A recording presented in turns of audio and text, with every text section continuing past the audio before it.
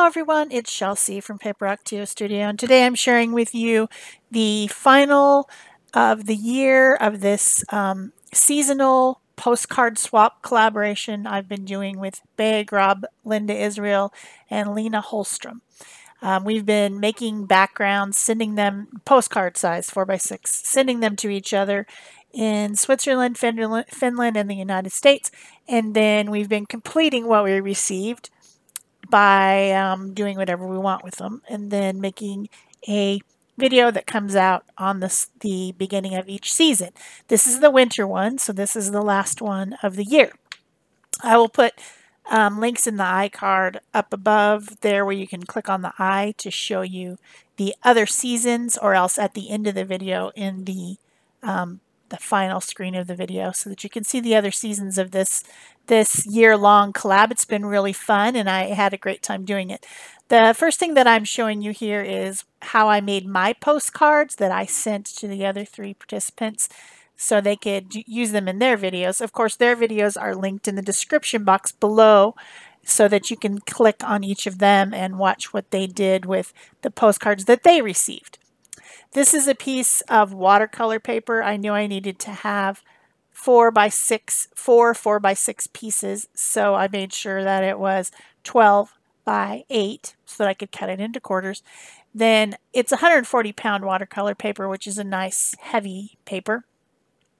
I took some different types of acrylic paints and a silicone paint spreader thing, and I made some blue colors. To me, the color of winter is blue. It's icy and cold, and obviously I'm not the only one, because the postcards that I received were all in this same color family as I had used. You know, we didn't talk about it. That's just how it all happened. So after I was done with my dragging and swirling of paint across the background, and I also scratched into it a little bit with a skewer just to make some texture. Then I'm using some painty papers in the same types of blues and teals and turquoise type colors that I used in the background, and I tore them into kind of strips that are, you know, not straight strips, but like up and down wave type strips. I know that this is going to be cut in half and in half again, so I know that I need 2 areas horizon style across this, that I'm making these kind of wavy patterns with collage using some glossy Collage Page medium and my collage brush. And then I also put over the top of that some glittery medium, which is from DecoArt, and I don't believe they make it anymore because I've been looking for it, so I won't be able to give you a link to that. But it's just basically a collage medium that has glitter in it. I spread that all over, let everything dry really well. Then my final thing to do was to add a little bit of stamping with these Bow Bunny swirly stamps that I received as a gift recently, and I like them. I like a spiral and a swirl. Those type of things really make me happy. So I'm using some DecoArt interference paint in blue to stamp those on, and then I did a little bit of splattering with the fan brush and added some pearl embossing powder onto that wet splatter. Any place that was still wet took a hold of that pearl embossing powder, which is kind of like a white translucent powder with a pearly sheen to it. Then I heat all that embossing powder. I cut them in quarters, wrote my name on the back of each one, saved one, sent the other 3 off. So that's how I made my postcard this month. Those are all how they ended up. So now here is me getting out the envelopes with everyone else's. I've got mine, and then I've got Lena's and Linda's and Bea's. Also a few extra little pieces that they sent. Sometimes when you do some type of a swap, you send extra little bits and bobs that you might have around, and they can use those if they want in the collaboration. I don't know if anyone did, because I haven't watched the videos yet, since they all came out at the same time as mine. I need to watch them tonight. So I decided to make an art journal spread with my postcards this time. You can make them into cards. You can make them into postcards. That's obvious, the obvious thing to do. But I've been trying to do different projects with mine, just using them as a collage material. So I'm a collage fanatic. You know this. You see me glue stuff to stuff all the time. So this is some gel print in my sewn up gel print journal that I made. And these two pages are similar colors, but they're not similar in tone. So I'm using some acrylic paints, basically the same ones probably that are in the background. I mean, I don't know exactly, but I think they are, to unify these two pages so that it comes out as one spread. And I have some new Stencilgirl stencils. I am in love with these things. I will give you the links to them in the description box below. I don't make any pennies off of that. It's just if you want to go over to Stencilgirl and get these. For unification and for making interesting backgrounds, I think this would be great for fine art paintings. It's also, great for what I'm doing. They're like grass, kind of, or something, but they're masks that this girl, and I don't even know who designed them. I don't know what they're called, but I will be sure it's in the description box below in the materials and links thing. I'm going to be using these things for years. I love them. They're just squiggly, swirly mask lines that, maybe some of us could make something like this, but they're so fine and detailed that I don't think that I could actually make it. So I have 3 different ones. They're all in the 6x6 size, and I put them all over to just kind of make the left page look like the right page and the right page look like the left page. So now it's all kind of one unified thing. Then I have this other Stencilgirl stencil. There was a Stencilgirl stencil sale recently, and I accidentally bought like over $100 worth of stencils. Just accidentally. They fell into my cart. I couldn't resist 30% off. So that's another one of my new stencils. It's butterflies. My mom really, really, really likes butterflies. So I figured I'd make her some art with some of these butterflies. And that's the reason that I bought the stencil. Of course, I haven't done that yet. So I just kind of stenciled a few of those in white in the background because I was kind of thinking of like those Luna moths that fly around at night.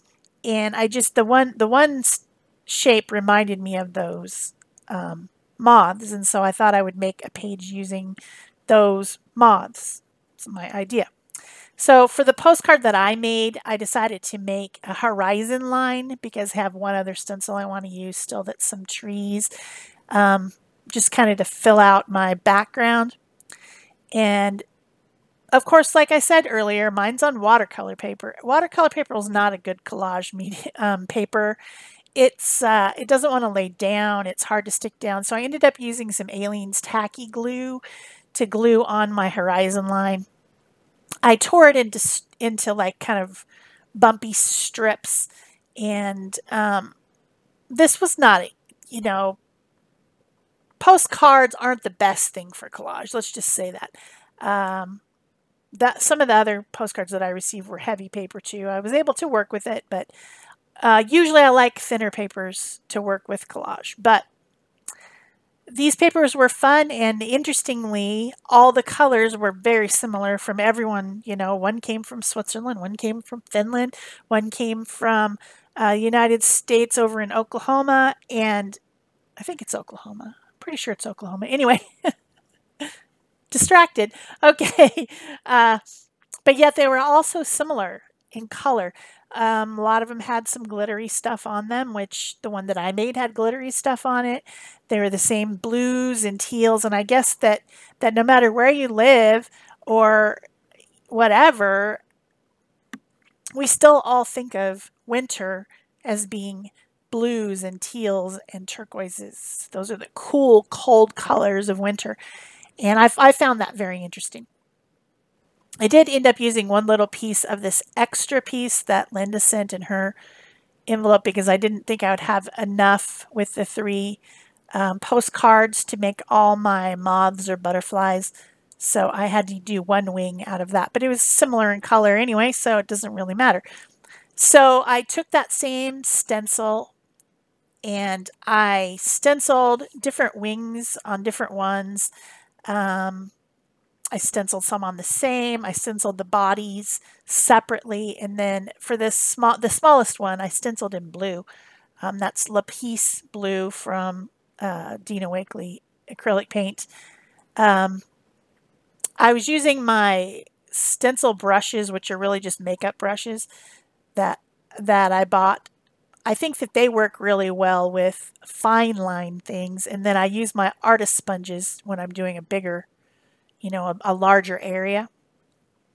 So here's my last stencil. This is a mask again with trees, and I love trees. I'm making basically a nighttime sky landscape with these trees, and it'll end up having a moon, and then my Luna moths or butterflies or whatever they are flying around. This color is Prussian blue, which is this one is a Deco Art brand one, but Prussian blue is a common pigment that you might see in a lot of different brands. And I'm again using those weird makeup brush sponge thingies that I have for stenciling, and just going over my trees. And that Prussian blue in the picture almost looks black, but it's not. It's like it's almost like a greenish blue. It's very dark, but of course the pictures don't come out as nicely with the colors being really true. I do try to do as best I can to make them true colors, but sometimes some colors are just weird like that. This one's a little bit shiny. Some acrylics have kind of a sheen to them, and so it makes them harder to photograph.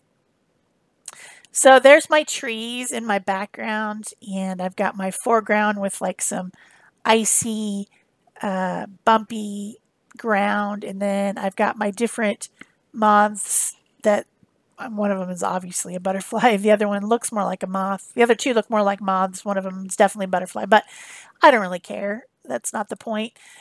So I'm going to put them in a pleasing configuration across my pages. And then here's my moon.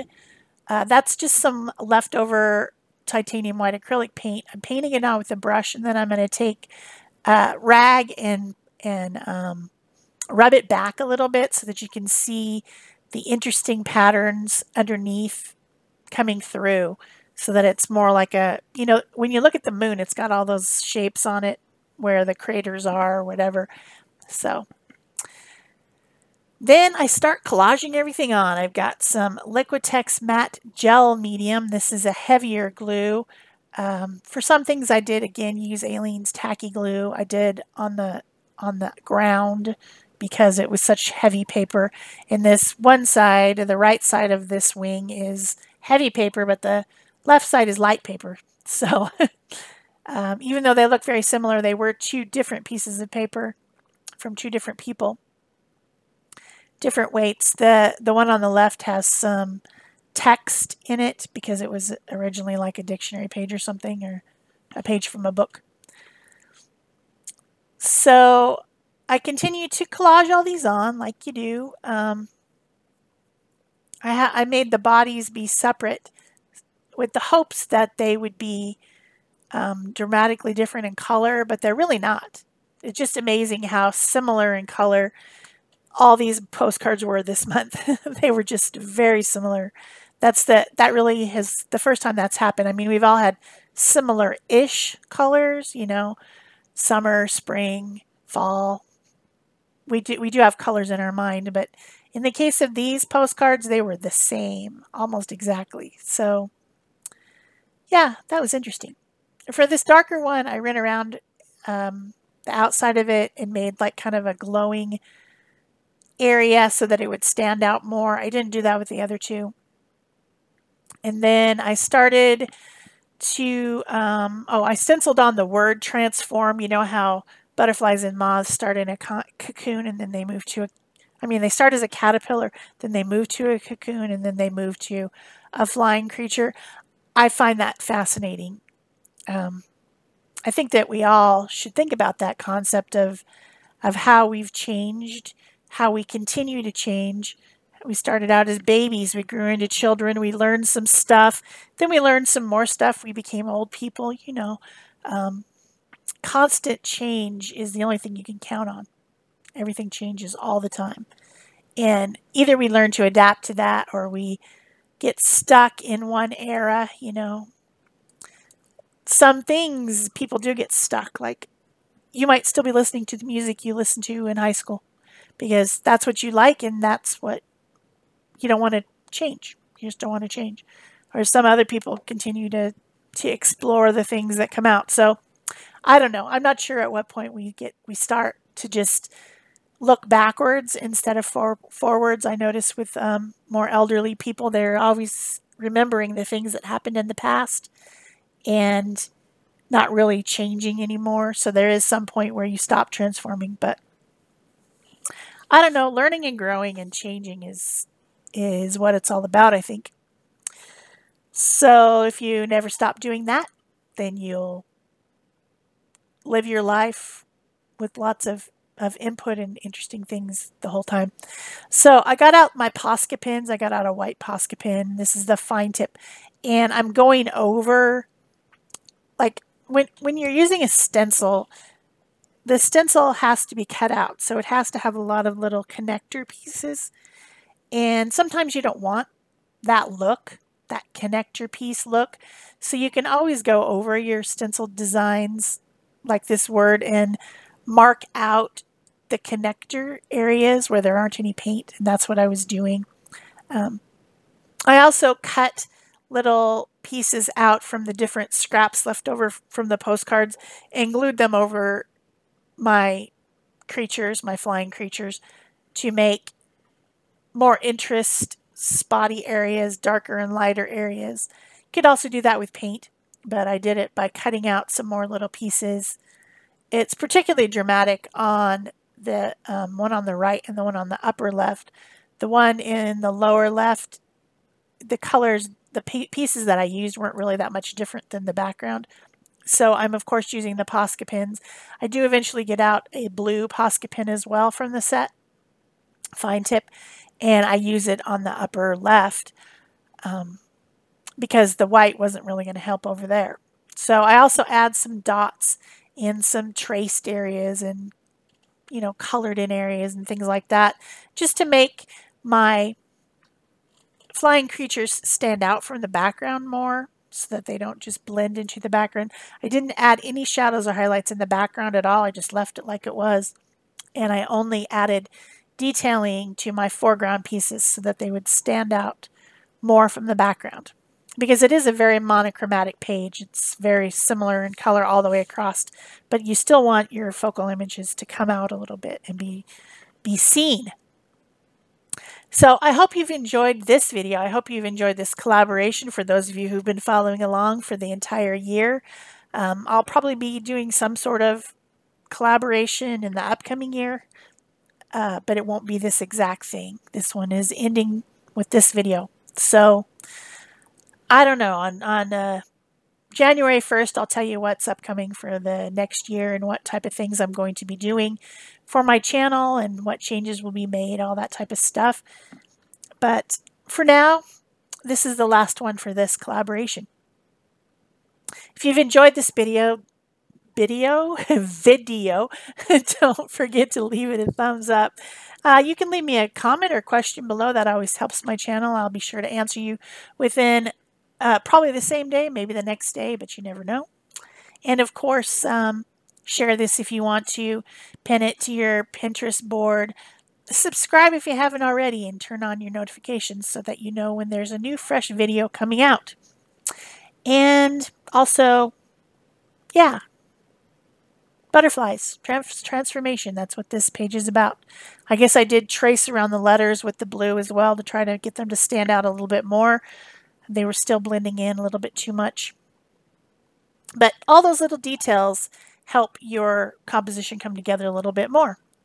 There are close-ups at the end, and don't forget to go watch the other 3 videos linked in the description box below for what they did with the postcards, because theirs will be very different than mine. That's it for me. Thanks. Bye-bye.